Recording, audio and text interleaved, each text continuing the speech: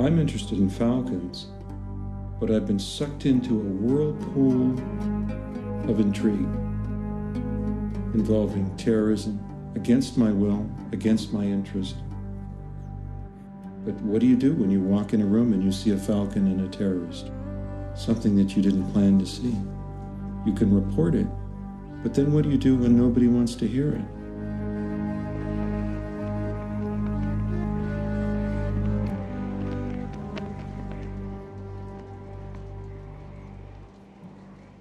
We're fighting Arab smugglers.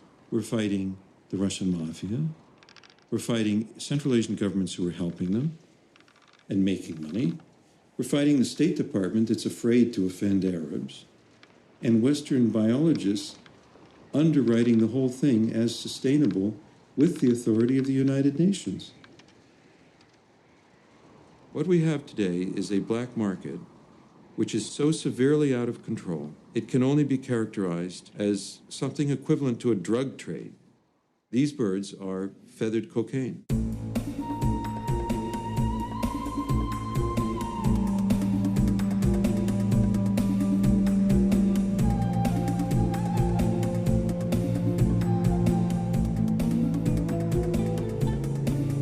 How many times has he been in jail? 4 or 5 times. 4 or 5 different times in different places because he was so convinced what he was doing is correct. And but he was being opposed by people who were either handling falcons just for sport or for financial gain. And it didn't bother him a bit who he confronted. The smugglers have kidnapped and politically imprisoned me 2 times. Once in Mongolia, once in the Abu Dhabi United Arab Emirates with my staff. I've had 9 bones broken and lost an inch in height, which is not entirely bad because I can just tie the turban an inch higher. I publicly exposed falcon smuggling by the Minister of Nature in Mongolia and several other government officials. I didn't get any appreciation. I got a midnight knock on the door, whispered threats through the door. Next thing I know, I wake up in the morning. The bathroom sink was broken over my side. They broke 2 of my ribs. They broke 5 of my vertebrae, which were fractured, and 2 more vertebrae were flattened. I lost an inch in height, and I was left for dead.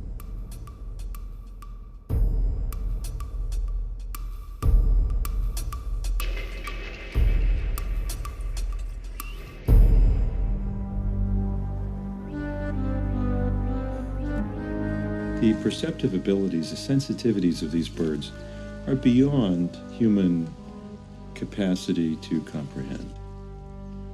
So you have to marvel at them. And then you have to contemplate what is it like for such a sensitive creature to be caught by a Middle East smuggler, whether it be a Western scientist working for a sheikh or an Arab himself.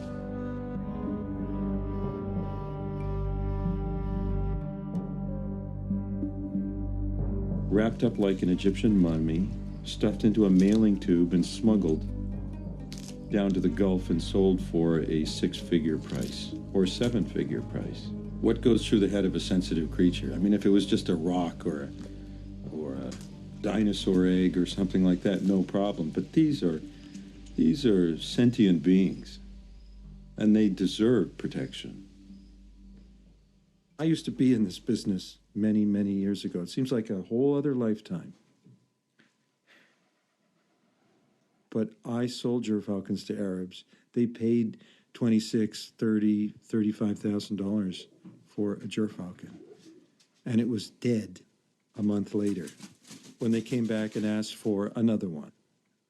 And today, they pay over $1 million for a ger. And they know they're only going to get 1 month of pleasure hunting with the fastest bird in the world. They'll see some great flights, and then that Arctic bird will die in a desert environment, a place that's so alien and hostile to their immune system and to their metabolism that they just can't handle it and they die. I seeded the market. I was the first person to ever legally catch and sell wild gerfalcons for the past few centuries. I was the first. And I felt like I opened Pandora's box.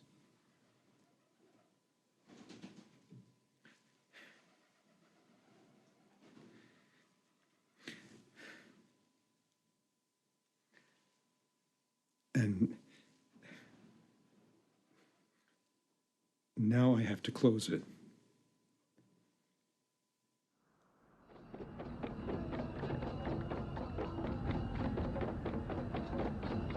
One thing the Arabs excel at is hunting and creating camps in the desert for the tribes to meet. The richest and the poorest Arabs are always at home in the falconry camps. I've been with several Arab heads of state in the desert in their falconry hunting camps. Every one of them tells me that it's the only place they feel relaxed and at home.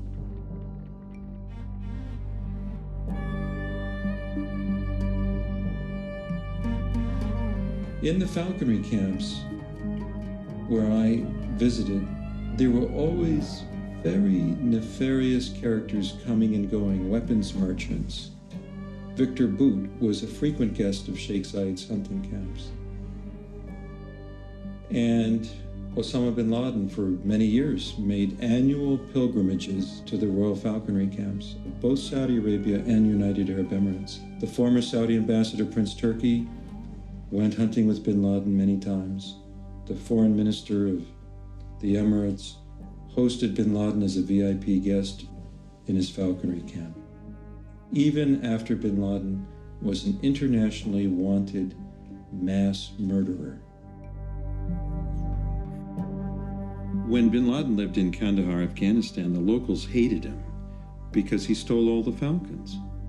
He used them for his own personal falconry, and he gave the best ones as hadiyah gifts, as priceless gifts to the royal sheikhs from the Emirates and the princes from Saudi Arabia.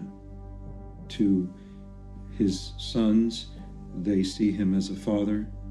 To his wives, they see him as a husband. To the United States, we see him as a mass murderer. To my small organization, I see him as a falcon smuggler. And in that capacity, I went after him.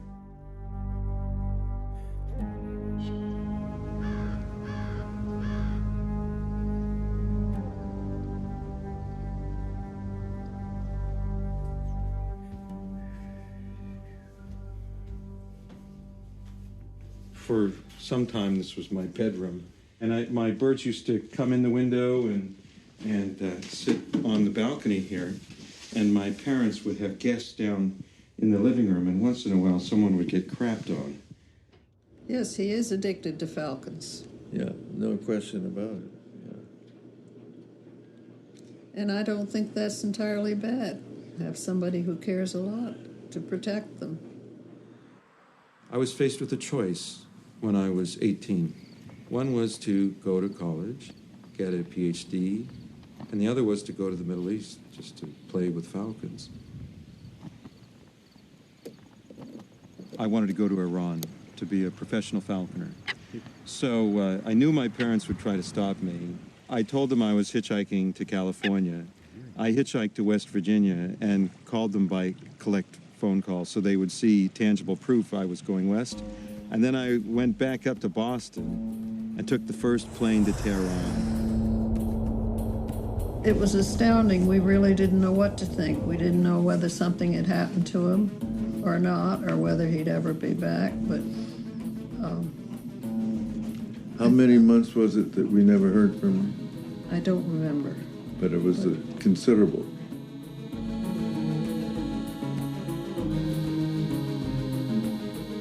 When the doors opened on that airplane, I was hit by a blast furnace of hot air coming in the door. with sights and smells of a country that I had only read about in magazines. In those days, you couldn't even get good pictures of falcons. So I drew a picture of a falcon, I'd show it to a guy, and I'd say, where can I find this? And he would say, to come tomorrow. And some old guy, 80 years old, would take me by one finger. He brought me to a gated compound. When the gates opened, I was greeted by a falconer's paradise. The lawn was covered with falcons, golden eagles, goshawks. This was the Royal Falconry Center for the Shah of Iran.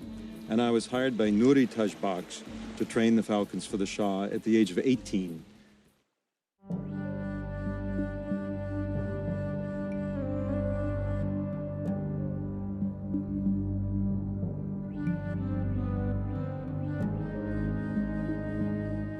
To me, Sikh is closest to falcon. I knew the moment I learned that the 10th Sikh Guru was called Chittabajwala, the Lord of the White Falcon. He always had a white falcon with him. There was a war fought over this falcon, and I figured if it's good enough for the founder of the Sikh religion, by God, I could live with that. It was the opening into a new era for me, a new dream, a new paradise. So it was not just a physical thing, it was an emotional thing, and for me it was even a spiritual thing. It was a big step of my movement into the Middle East. After working for the Shah for a year, I knew I was good at what I was doing, but I was still basically just a bird perch, human bird perch. And I was training his birds, but there was this nagging feeling that somehow I wasn't reaching my full potential as a human bird perch. So I returned to the States, enrolled at Cornell University in an undergraduate biology program. Wasn't a very good student, however, because I was still dreaming about playing with falcons. So I left Cornell after 3 years and developed the funding and the concept of a sustainable program for gerfalcons that we exported to Sheikh Zayed of Abu Dhabi, the UAE president.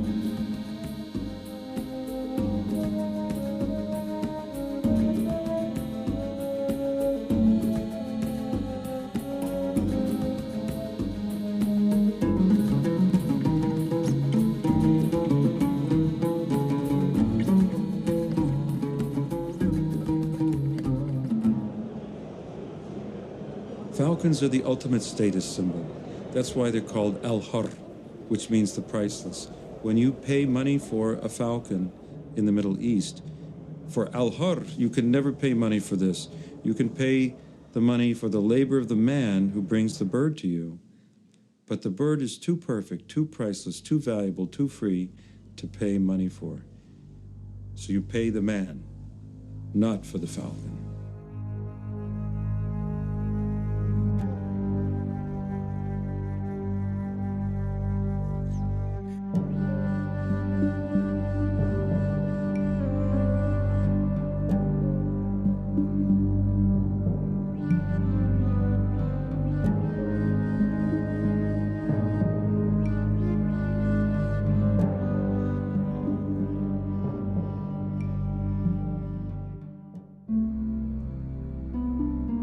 King Khalid called me from Saudi Arabia.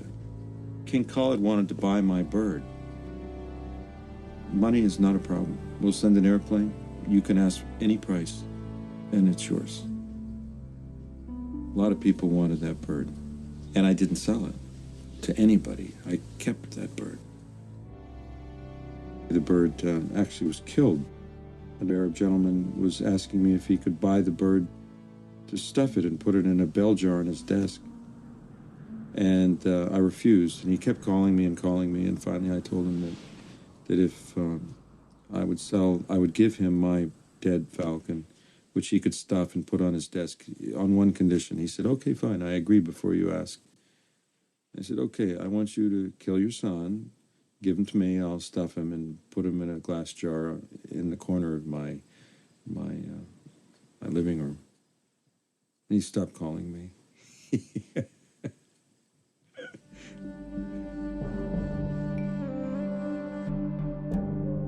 When you look in different cultures, you always find the falcon as a symbol.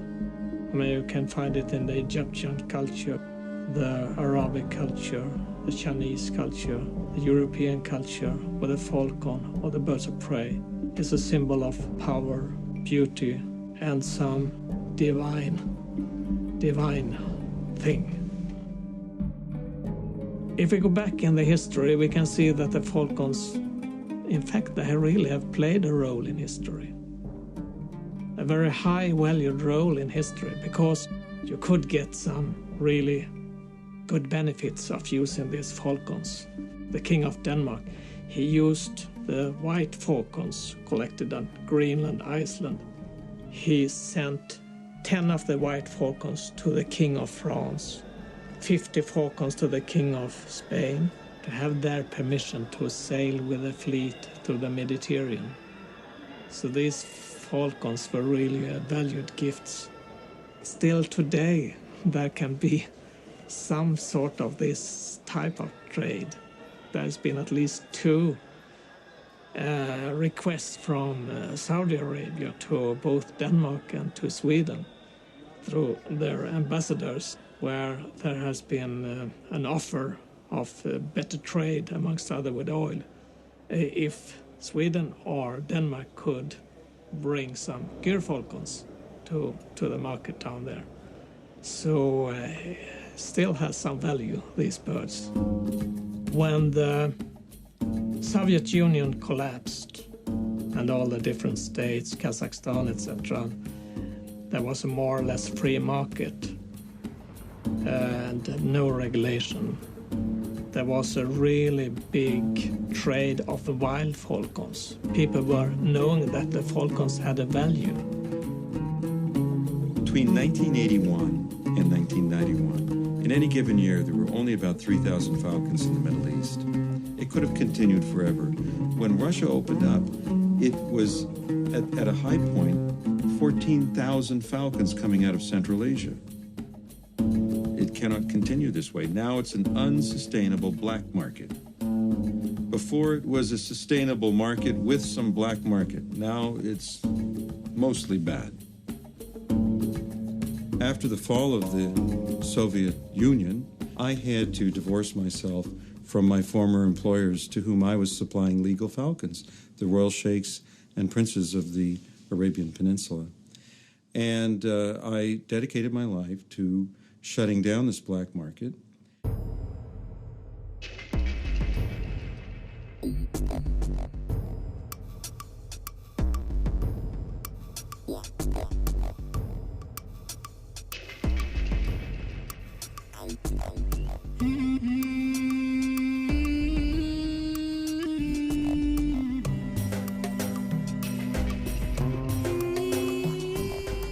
Always the bottom line is money, and that's why they're doing it, to make money, and there's lots of it to be made, unfortunately.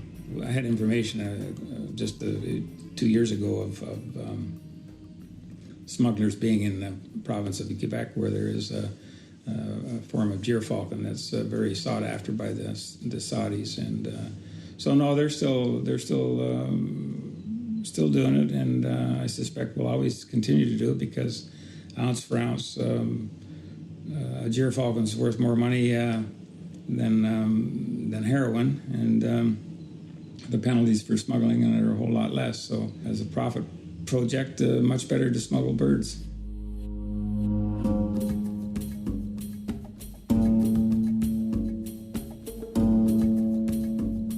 Prince Bandar admitted his guilt. He signed this check, Royal Embassy of Saudi Arabia, $150,000. We had his signature analyzed by Ronald Motley, the World Trade Center lawyer, and also the Saudi Institute. Confirmed.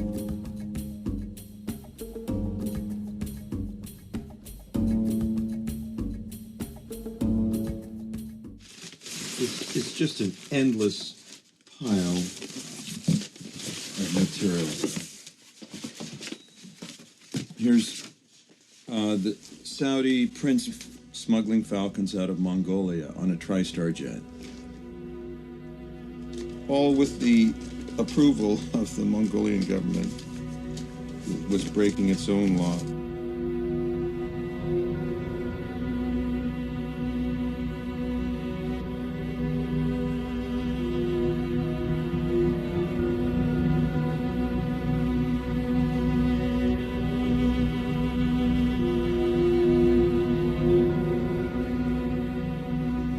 was in Kamchatka lobbying the Kamchatka government for permission to protect the gerfalcons and stop the smuggling. I had to become friends with the #1 wildlife conservation officer, Dr. Vladimir Santilov. Dr. Santilov finally said that he would like me to pay $25,000 for every gerfalcon. And if I could take out a certain number of gerfalcons out of Kamchatka on the black market, if I would pay for them, he would organize the use of a Russian government submarine, nuclear submarine, to take the falcons under the water from Kamchatka through the Pacific, past Japan, and surfacing in the port of Abu Dhabi, United Arab Emirates. I was shocked. It sounded like something straight out of a James Bond movie.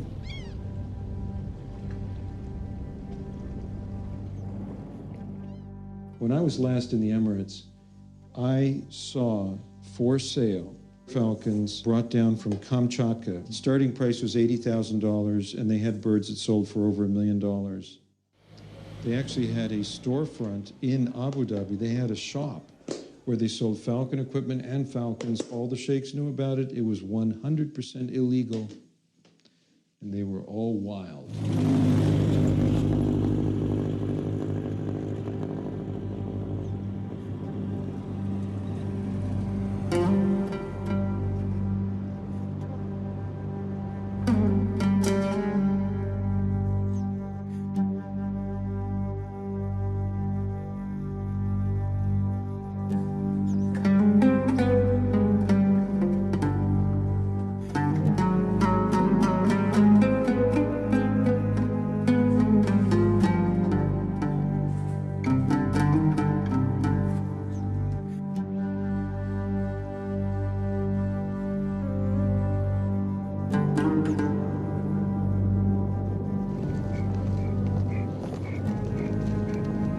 Ну, я Абдулхак Крылбаев, я живу в городе Алматы.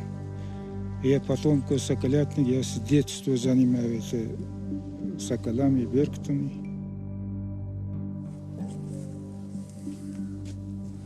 Ну, такие был случай, вообще не сейчас, уже несколько лет тому назад, они в нашей Джамбулской области занимались своими соколами на драпа. Они уже утром пускают своих людей с автомат, калашниковыми, они 50-60 километров и Черина километров 4-5, всех их птиц подряд убьют, чтобы сокола не мешало. Знаешь, в то время вообще сказать стыдно. Вообще-то, где наши спецкадры есть, которые должны защищать, они так сделали. Но мне сколько раз уже было это. Арабы себя считают мусульмане, они уже такие гуманы. Ну, вот это, который багаж, я это сомневаю, потому что это они не имеют убить невинные природные создания. Они, если ему мешают убить человека, ему не жалко. Такие люди, я считаю.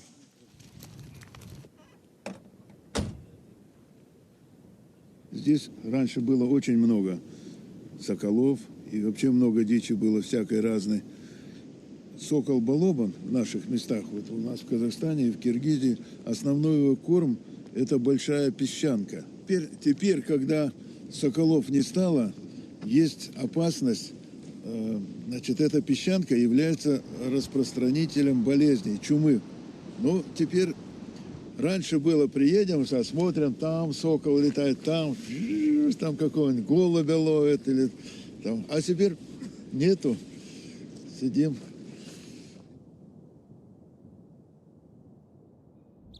Гибрид делать, это я очень против. Это должен сохранить свою генетическую чистоту. Это миллион лет природа, Бог ее создал, она должна так оставаться. Мне про это дело. И теперь это не просто развлекательные вещи. Это не футбол. Она должен на природу заниматься. The biggest threat to falcons today, even greater than the smuggling, is genetic pollution and hybrids. Hybrids are when you cross two kinds of falcons. The business with this artificial insemination, it started about 25, 30 years ago. The falconers rather soon found out that this was an easy way to produce new type of falcons. Then you had a greater and greater demand, especially from the Arabian market on these hybrid birds. It's a wholesale slaughter, and these birds don't stand a chance if this continues. And I mean only another 5 years, perhaps. If this continues 5 more years, there'll be nothing left of what we know as wild falcons, distinct falcons that are unique to certain areas, like your Icelandic falcons. It's all going to change. After decades of fighting this black market and having all the doors closed on us, having been attacked, having watched the falcons become regionally extinct and people getting murdered, I've come to the conclusion that there's a lot more at stake here. It's not just a matter of people trying to please Arab smugglers. It struck me that terrorists cannot have a board meeting in the Marriott Hotel. The only viable place is in the traditional Arab hunting camps. These are Al-Qaeda's boardroom.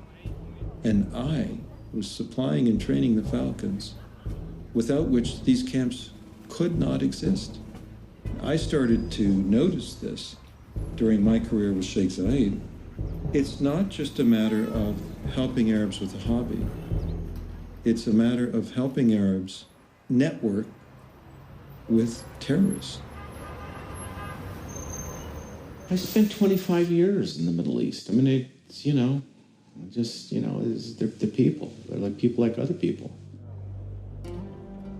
If you have billions and billions and untold billions, as they do today, people indulge themselves. When these people come, they come out to the falcon camps, they've got these bifurcated lives where they're enormously wealthy and yet they're obligated to give out zakat.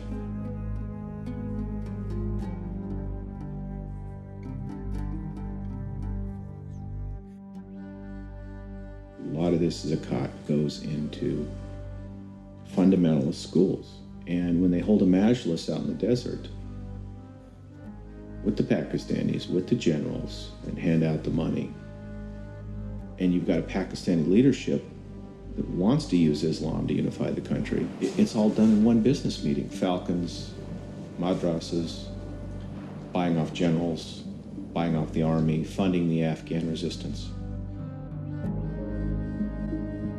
The princes, the royal families in the Gulf paid for Al-Qaeda.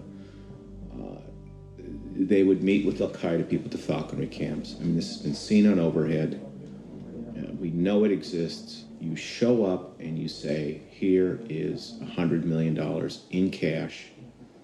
Take the money, and they're buying redemption, if you like, as a Catholic would. It's like going in and lighting a candle for them is giving this money. The entire 9/11 operation was not funded out of bin Laden's personal pocket. It was not funded by Taliban. It was funded out of the Gulf. Falconry camps are just a metaphor for the way business is done in the Middle East.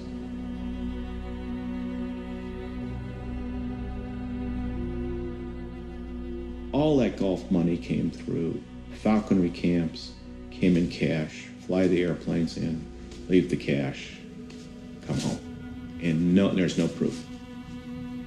I mean, how hard is that? It's called money laundering. Before September 11th, the State Department was concerned about these falconry hunting camps because they were part of a pattern of contact between the UAE, elements of the UAE, and elements of Taliban-ruled Afghanistan, including Al-Qaeda. Airplanes flew in violation of U.S. sanctions. There were other concerns about flights between the UAE and Afghanistan that might be carrying weapons or other materials to support al-Qaeda and the Taliban when the United States and Pakistan entered into cooperation against the Taliban. The Pakistan government disclosed to the Americans the existence of an airfield in Pakistan that was entirely dedicated to falcon hunting. It was a sort of transit point for visiting sheikhs from the Gulf to their camps, and the United States had no idea that it was there. So that's a signal of the kind of infrastructure that was associated with these camps. In the winter of 1999, the CIA encouraged a group of Afghans that were working for the agency to try to locate Osama bin Laden reliably enough so that the president could consider ordering one of these cruise missile strikes. These Afghan agents had gathered information that Osama bin Laden was going to attend a falcon hunting camp in the deserts south of Kandahar that had been arranged by guests from the United Arab Emirates. The CIA, as its first step, ordered satellites above this location and took photographs of the camp in some detail. So they showed hunting camps, they showed the C-130, the camouflage pattern on the airplane, and the tail number led the Central Intelligence Agency to conclude that it belonged to the government of the United Arab Emirates. The host of that camp was Sheikh Hamdan bin Zayed Al Nahyan, the UAE Minister of Foreign Affairs. He was hosting Osama bin Laden in this falconry camp as a VIP guest.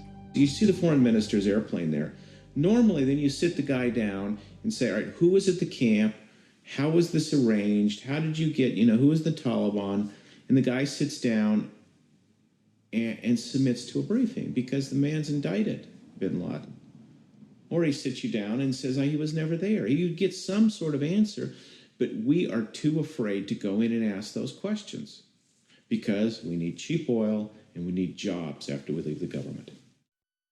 Then in the early winter of 1999, when the CIA came up with a plan to attack a hunting camp in Afghanistan at which it felt that Osama bin Laden was present or was not present, that recommendation or that plan was ultimately aborted. Did you recommend against that plan? Yes, Senator. What I did was to call the Director of Central Intelligence and say that I had finally been presented with satellite photography of the facility. And it was very clear to me that this looked like something other than a terrorist camp. It looked like a luxury hunting trip. And I asked him to look into it personally. When he did, he called back and he said that he was no longer recommending the attack. But Richard Clarke only referred to it as a luxury hunting camp, and he had the luxury of overhead viewing with satellites to see these camps. Yet to our government, to our people, he referred to a city, a tented city, as a luxury hunting camp, and he called off the bombing. There had been negotiations throughout this period over a large purchase of American fighter jets from American corporations by the government of the UAE. The Counterterrorism and National Security Advisor, Richard Clarke, had been involved in those negotiations.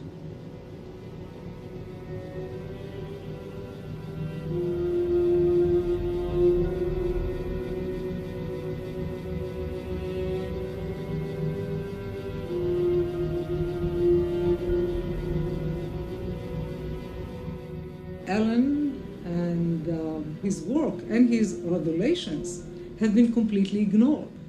And it's not like he came and he said he saw something. He has everything documented.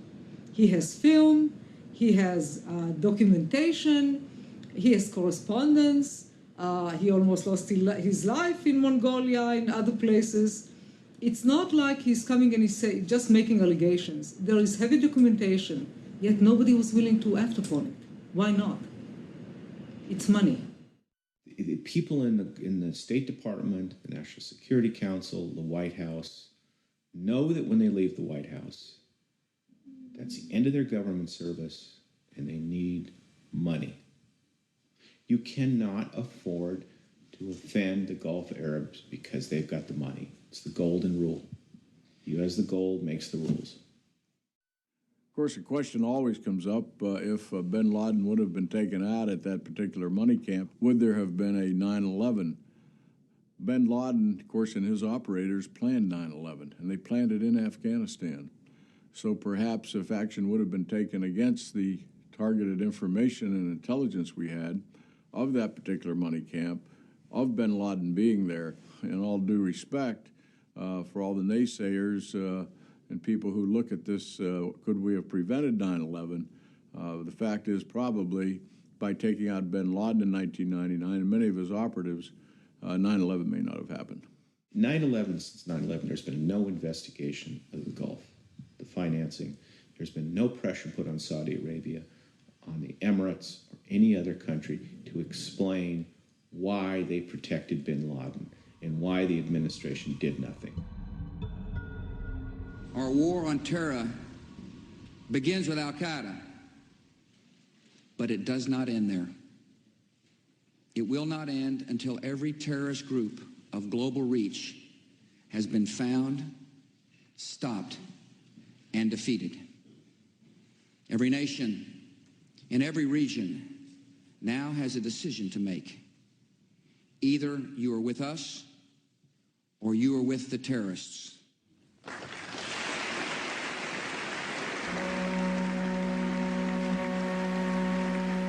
I trusted the Bush administration was dealing with Al-Qaeda and protecting the world. I never thought it would be up to my group of people to bring bin Laden to justice. I run a wildlife conservation group.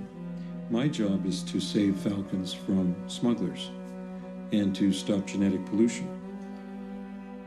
And I never dreamed that this was also my responsibility, what we've been dealing with. In order to protect falcons in Central Asia, I have to associate with some very diverse characters. And one of my team members, who is codenamed T2, was running a rat line from a border state through Iran up to Turkmenistan and Russia. T2 is a smuggler. He doesn't smuggle wildlife, but he knows how the smuggling rat lines work all through Central Asia. And T2 encountered bin Laden when bin Laden was falconry hunting in Baluchistan. 6 meetings happened. At that same time, the Bush administration was telling the world that bin Laden was living in a cave in Waziristan. And as a result of the administration's disclosures, billions of dollars were allocated. Territorial incursions were forced onto Pakistan while their civilians were bombed, all in the hunt of Al-Qaeda's leaders, who are today living in Iran. Fact is, bin Laden doesn't live in Waziristan. He doesn't have a home there. He doesn't have a post office box there. He is a guest of the Iranian government.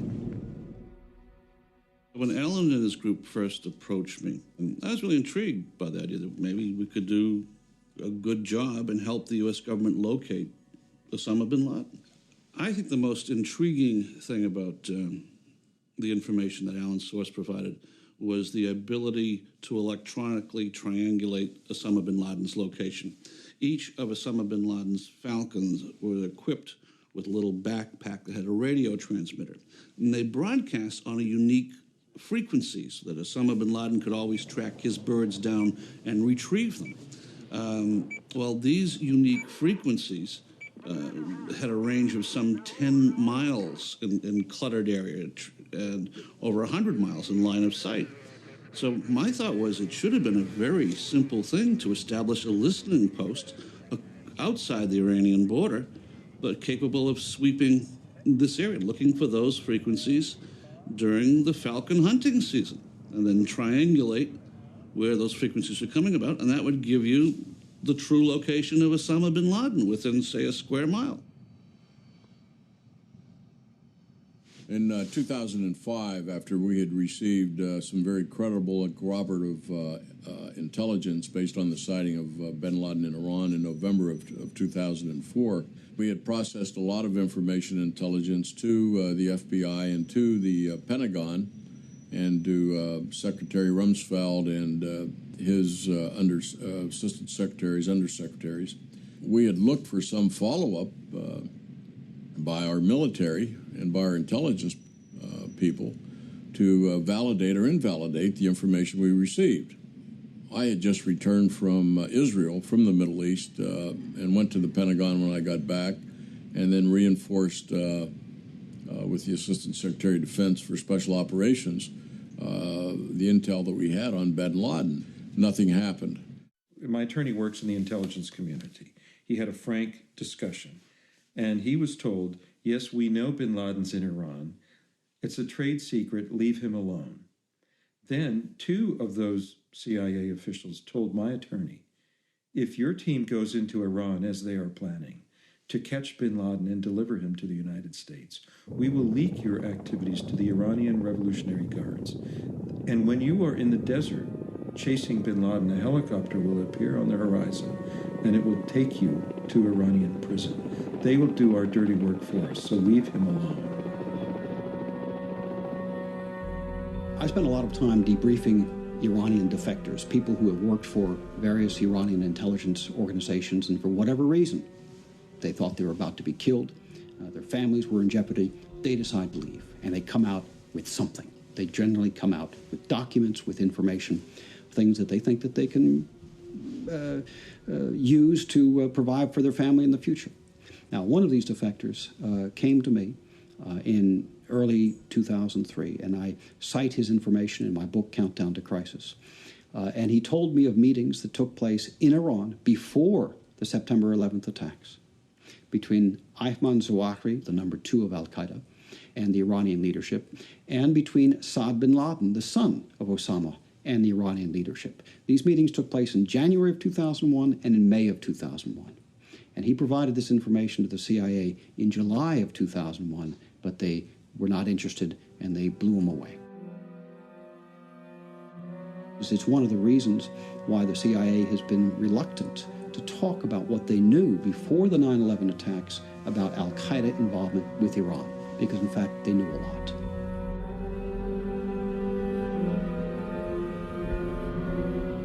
I sent a very detailed memo on July 13th to General Hayden saying this is what we've found out.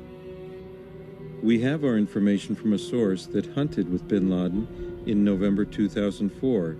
He spent time with him.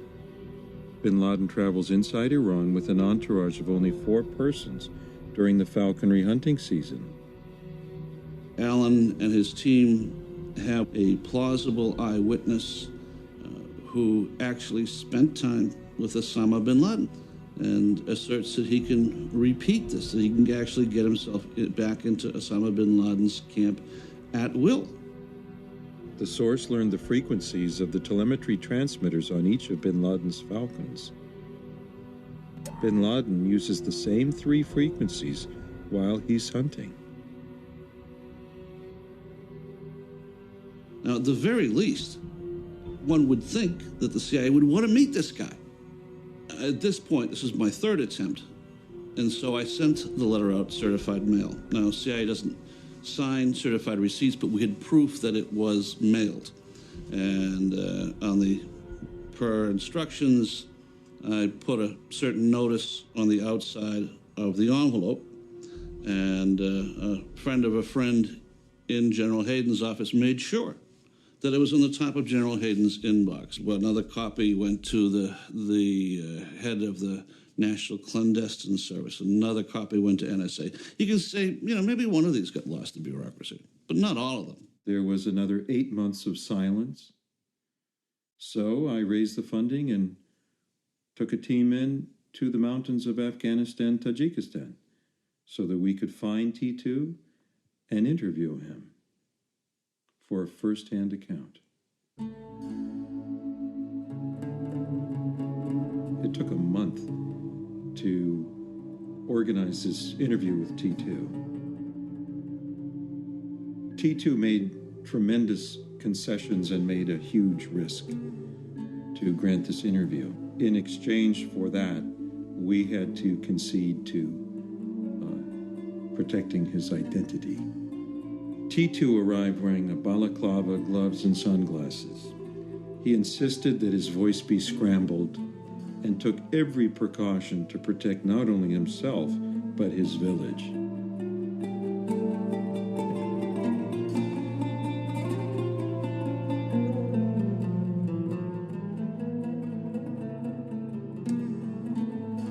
I understand you were hunting falcons a few years ago, and you had an encounter with an interesting person.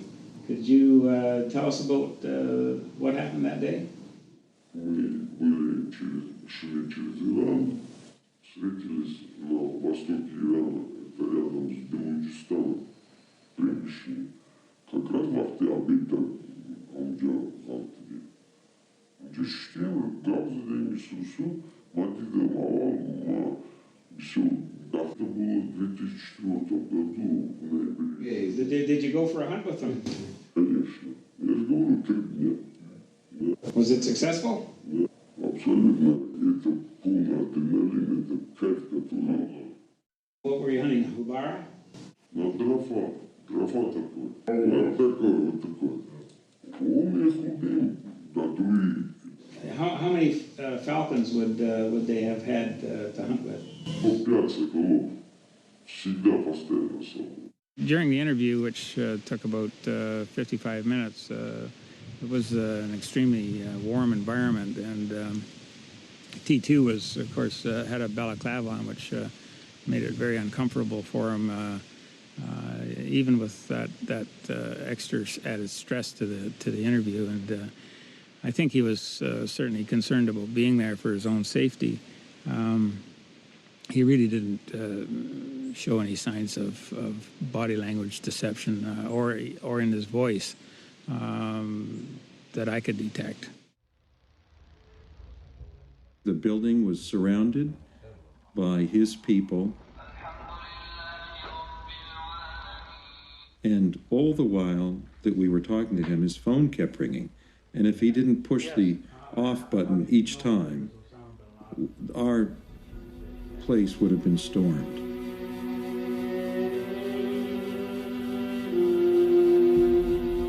Right after 9/11, there was a $25 million reward offered for the capture of bin Laden. And in 2007, the reward was doubled to $50 million, plus civilian groups, Airline Pilots Association, offered millions more. At the time that you met Osama bin Laden, did you know there was a reward out for his capture?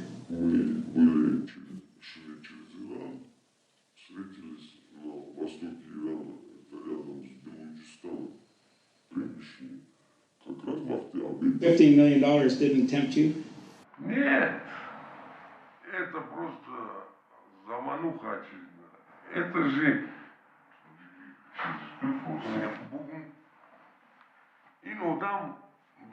Has he met him, Osama bin Laden, since 2004? Has he had any other meetings with him? Это было в 2004-2006 году. Пожгоди дышали. Глазуру шашел. Шикорыш, а сентябрь, то марта. Отличное здоровье, отличное здоровье. Все говорят там, где-то вот в прессе.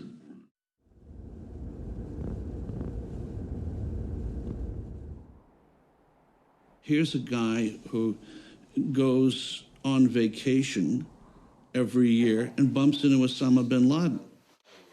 But nobody in the U.S. intelligence ever wants to meet the one individual who apparently is able to walk in and sit down with Osama bin Laden at will. That's astonishing. I've also had contact with Iranian defectors who were able to get information out and told me about this in early 2005, about a meeting between Osama bin Laden and senior Iranian government officials, specifically the head of the Supreme Leader's office, Natek Nouri, the former head of the parliament, and he met with bin Laden, according to this source, in November of 2004 in northern Iran. You know, it's extremely significant that you're getting these different reporting streams from completely different sources, independent of each other, about Osama bin Laden meeting with Iranian officials at the same time, in the same month, in Iran. I think this is incredibly significant. I think it's the kind of corroborative evidence that one always looks for when you're going into this murky world of intelligence and terrorism. T2 represents the first friendly penetration of bin Laden's entourage since Tora Bora. Why is it that nobody will listen to me? Nobody answered our inquiries. Nobody answered our requests for disclosures. We just encountered deafening silence. What the hell is that all about? In the 6 years since our nation was attacked, I wish I could report to you that the dangers have ended. They have not. And so it remains the policy of this government to use every lawful and proper tool of intelligence, diplomacy, law enforcement, and military action to do our duty, to find these enemies, and to protect the American people.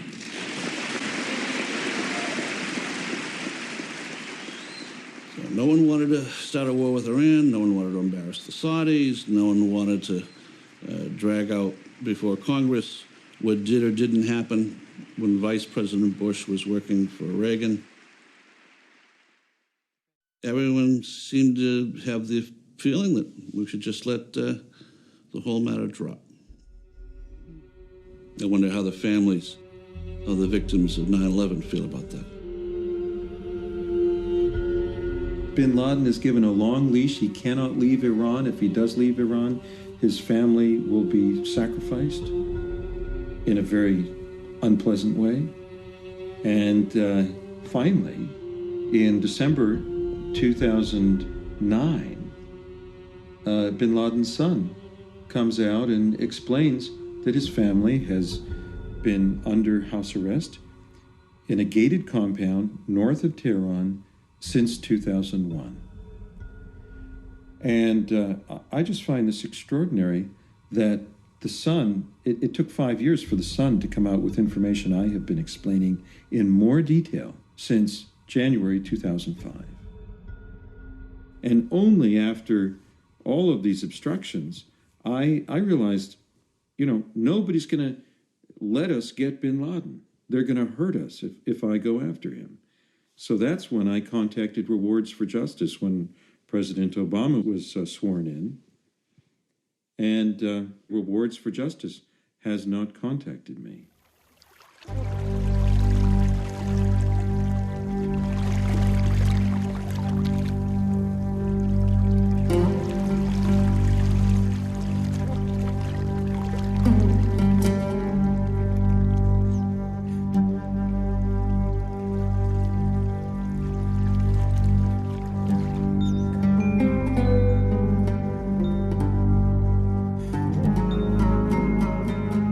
In India last time, I got the support of the Sikh leadership.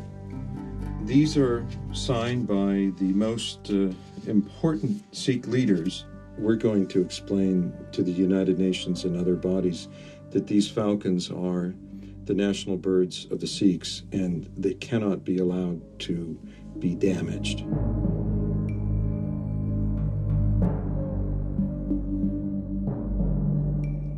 And by speaking on behalf of 28 million Sikhs, it's the 5th largest religion in the world.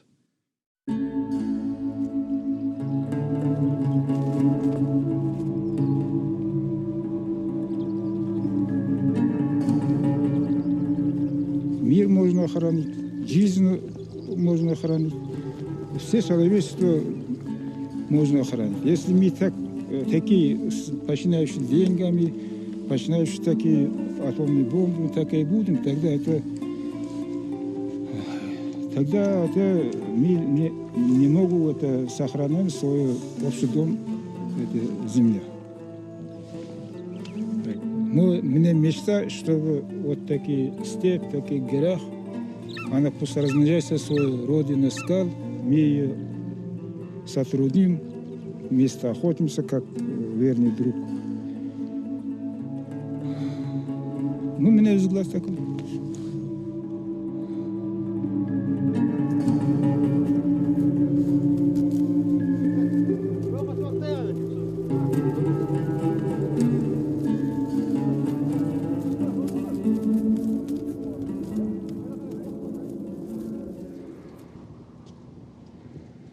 Reason I'm eternally optimistic is because I was raised watching just your canned John Wayne movies where the good guy wears a white hat, the bad guy wears a black hat, the bad guy goes to jail, the good guy rides off into the sunset with the girl.